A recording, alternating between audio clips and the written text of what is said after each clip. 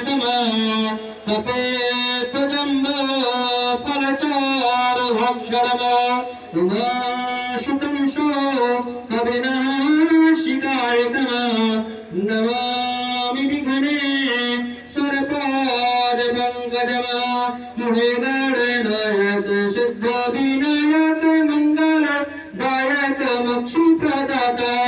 तुम्हारे हो शादी के शुभदायक कष्ट हारो है अभाग्य विधाता रिद्धि और सिद्धि के स्वामी तुम्ही हो पिता शुभ नाभि को भवदाता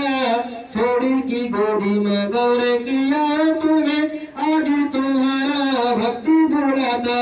छोड़ी की गोदी में गौर किया तुम्हें आज तुम्हारा भक्ति बुलाता शक्ति स्वरूप शो मंगल कारणी काजी समारिति हो सभी की माँ होती कृपा जो तुम्हारे रहो तो गणेश सब काज न देर लगे माँ सीता ने पूजा तुम्हारी किया तो प्रसन्नी हुई वर राम मेरे माँ मेरी भी कामना पूर्ण करना तू गौरी हमारे कष्ट हर माँ मेरी भी कामना पूर्ण करना तो गौरी हमारे कष्ट हर माँ हम भगवश्व श्री गणेशं ध्यानं ध्यानार्थे आवाहनार्थे चिदानुस्मरण समर्पयामि।